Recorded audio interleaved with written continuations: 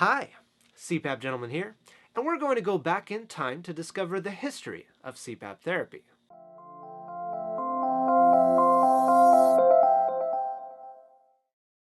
I'm sorry to say, sir, but you have a severe case of sleep apnea. Sleep apnea? Yes, sleep apnea. And it's going to require what's called a tracheostomy, essentially a hole in your neck that I'll be sticking a plastic tube into so you can breathe. Right then, if you can just lie down on the bed there, we'll get started. CPAP therapy has been around now for nearly 4 decades and is widely considered to be the go-to treatment for sleep apnea by today's standards. But it wasn't always so. Let's break down how CPAP therapy came about by looking at some key events in the past. 1875, the year of the first indoor ice hockey game, and the birth of the oldest person who has ever lived. She also happens to be the cutest, next to baby hedgehogs and the infamous slender loris. It's when a Scottish physiologist by the name of Richard Caden demonstrated electrical rhythms in the brains of animals. This led to further discoveries by Hans Berger in 1929, a German psychiatrist who invented what's commonly referred to today as an EEG, the recording of brainwaves. Using this technology allowed us to differentiate between various stages of sleep. Fast forward to 1965 in Europe, and researchers discover obstructive sleep apnea. Considered to be one of the most important discoveries in sleep medicine, sleep apnea soon linked to a variety of disorders, such as high blood pressure, congestive heart failure, heart attacks, and even strokes. Unfortunately, the only proposed treatment at the time was a tracheostomy, which was the only effective method of bypassing the upper airway obstruction that was occurring during sleep.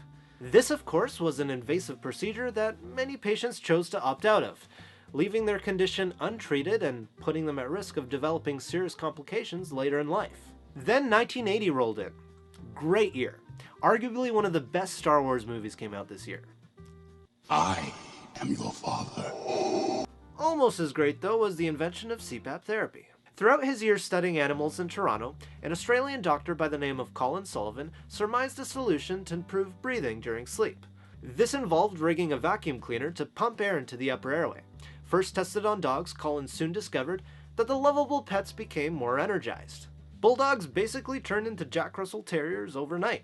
Armed with this knowledge, Dr. Sullivan proposed this highly new treatment to one of his patients who had refused to undergo the tracheotomy procedure.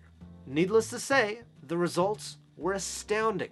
The very next morning, the patient said he hadn't felt so well rested in ages. During the next few years, hospitals and universities would publish studies to complement Dr. Sullivan's findings, all of which showed undeniable proof that CPAP therapy was effective. Sullivan would later go on to start his own company centered around his new invention, and other companies would soon enter the market as well.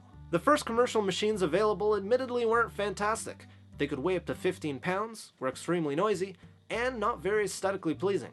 Also worth noting was their very poor portability. There was no way you were taking that thing on flights to the Caribbean. Masks weren't great either.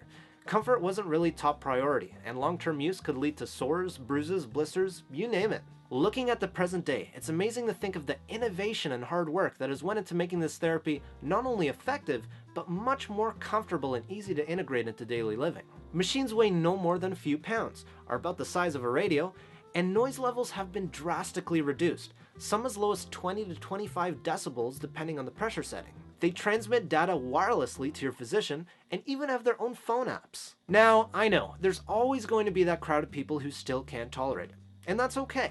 Companies will continue to do what they do best and advance the treatment even further. Who knows, maybe someday we'll have our first cordless, hoseless?